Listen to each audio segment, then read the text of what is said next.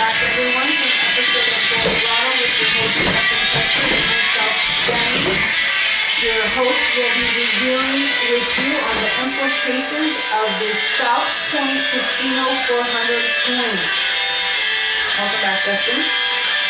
Before we do that, please rise, gentlemen, remove your caps, and again, for our national anthem.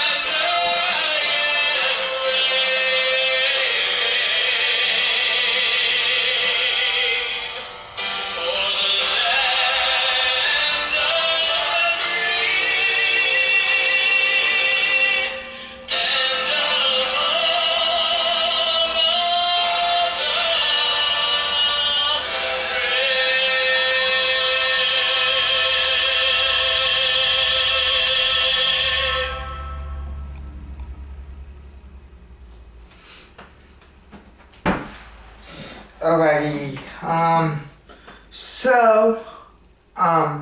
for those of you that did not watch this race this past weekend, yesterday evening, as a matter of fact, I don't know what NASCAR's thinking, Jenny. A lot of these races so far, including the one I went to, which was a scheduled nighttime event, during the playoffs, they once again had a nighttime event. We started at 6 p.m. my time, our time, anyway. But that's for another topic, on times and stuff. But the fact of the matter is, when you have night racing, the track can start out hot, because it's the heat of the day, and it's like anything else. Has all day to heat up. Has all day to heat up, and the cars, they get faster as the even and the race progresses, to cooler temps make the cars go faster, like any other type of racing. You sit there and you watch any other type of racing, pavement racing makes, the track is faster at nighttime. So you saw a lot of cars come and go. And I thought this race was really going to be interesting, due to the fact that you had the 88 of Bowman and Case Elliott, my favorite driver, and a couple other people that got eliminated last week when I was in Bristol. that being said, no one saw this coming.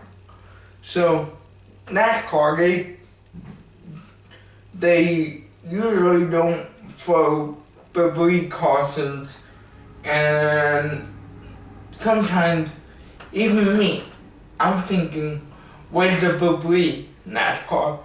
But 7-time champion, the before mentioned Kenny Johnson, had a flat tire, so there's debris all over the racetrack when Kenny Johnson blew that tire. So it was a McGill caution. And besides, You think that debris caused the situation with Jimmy Johnson? Debris on the track with the flat tire? well, it was his debris from the flat tire that brought out the caution that changed everything. Okay. So you had your players that were right there, stage 1 went to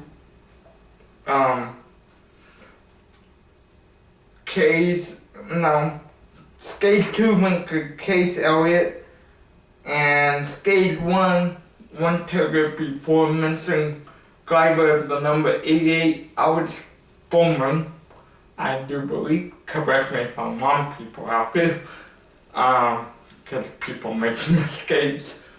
But after that, it felt like it was going to be green flag for the most part. Didn't really see too many cautions for issues. Yeah, you had your issues. And then caution after caution after caution happened in this final stage. The first caution that came out in the final stage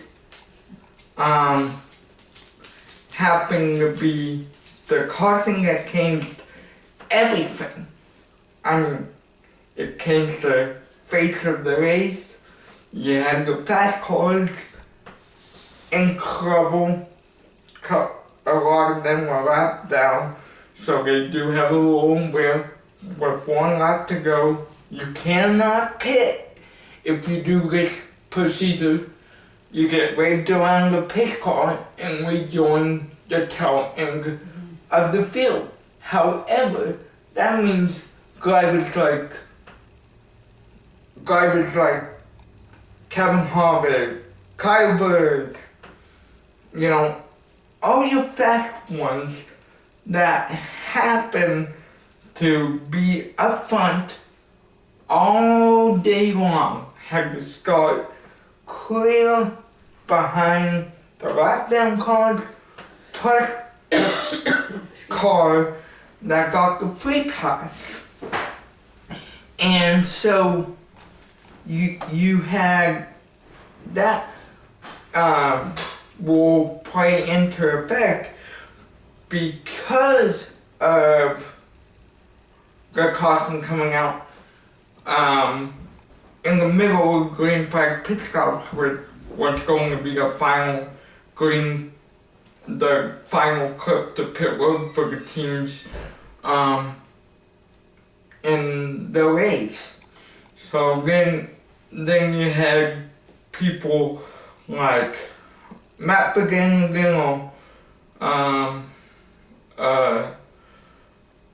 and the one that got the most advantage from it is, we haven't mentioned him yet this episode because he benefited the most, Kurt Busch, your eventual winner. So with that happening, it allowed a couple drivers that haven't won, Kurt Busch being one this year, and a couple drivers that haven't won, period. No ifs, ands, or buts about it, they haven't won, period, in their time. You don't hear about them being in front, but then here they are, late in the race, because all the fast cars get clapped a lap down, and no fault to their own, cautions are going to happen, you can't predict when a yellow is going to come up. I can't predict it. Even if I was there, I couldn't predict it. I'm not NASCAR. I can't read minds. Oh, come on, you're not a psychic. Come on, have you tried? You guys both know that we are not psychic. But I mean, that changed the whole perception of the race for the rest of the night. I Kurt Busch, perfect safe from Las Vegas, Nevada, had never run in Las Vegas until last night. Oh wow, really? Yeah, got lucky. Nice. And the reason why this has so much implication on the points, so much implication, is because he was the last guy to make the round of 12.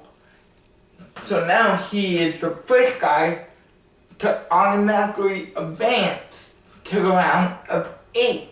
Doesn't have to worry about places like Talladega or Charlotte in a couple weeks when drivers are up for elimination again, which again is 4 guys getting eliminated in 2 weeks' time. But let's just focus on Kurt Busch's night, Kurt Busch had a 15th to 14th place car. Before this caution came out, Matt Begin had a good night going, but he probably wasn't going to win the race or have a shot without something going on, like this caution coming out.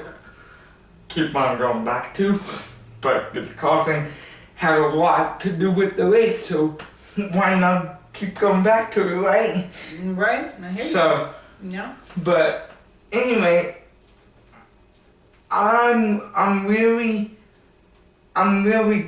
eager to see if this means Kurt Busch is going to have momentum to make it through the rest of the playoffs and be a contender. But that's yet to be seen because it's only one race, which seems I've seen speed out of that one car, but they got Matt Kenseth, who is not in the case, who is a great teammate to him, Kurt Busch, and will help Kurt Busch and get this title. But that being said, one race is not. I'm surprised. Like, I'm sure everybody is going to say this week, talking about Kurt Busch's win. I am surprised that this happened. I'm not too surprised who it happened to, but the timing of everything. He just re-signed his contract, I believe, for 1 more year. But I guess overall, I thought Kurt Busch got lucky. Yeah, racing is some luck, but a lot of times you have to get lucky sometimes in life. But anyway, there were a bunch of restarts. Kurt Busch did the best he could on all of them. Matt Begin led the race on that initial restart from that caution that changed everything. Could not get out in front of Kurt Busch. Kurt Busch controlled the rest of the race with Matt Begin in a close second.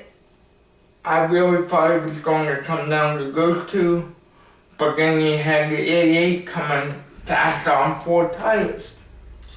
But he once again didn't have enough time, and everybody else that was in front all night, they were kind of screwed in a way after that caution. No fault to them. It's racing.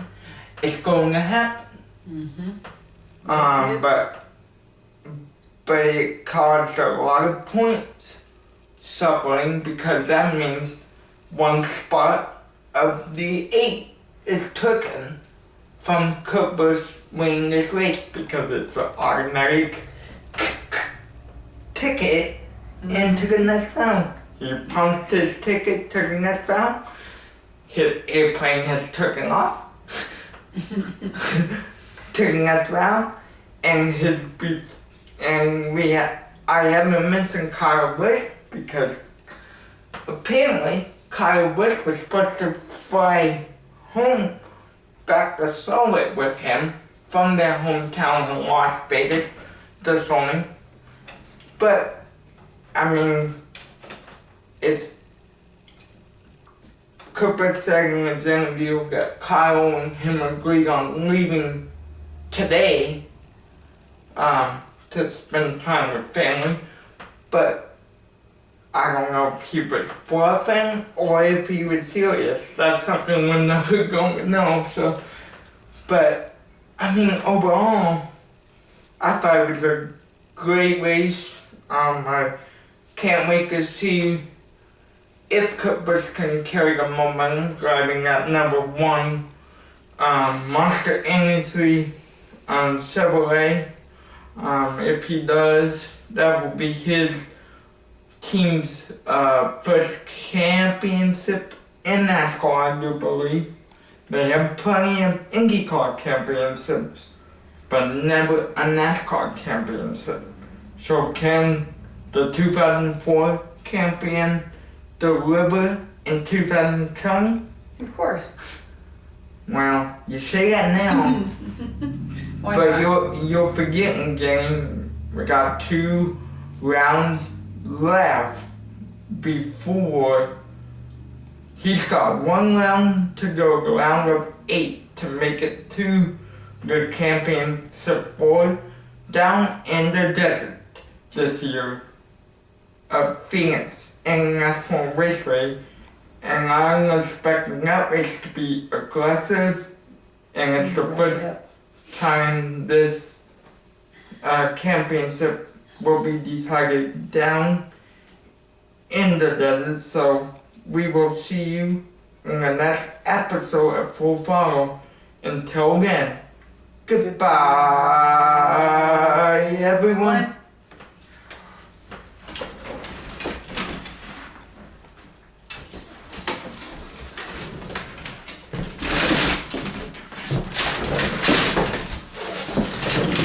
Oh my goodness, I can't wait.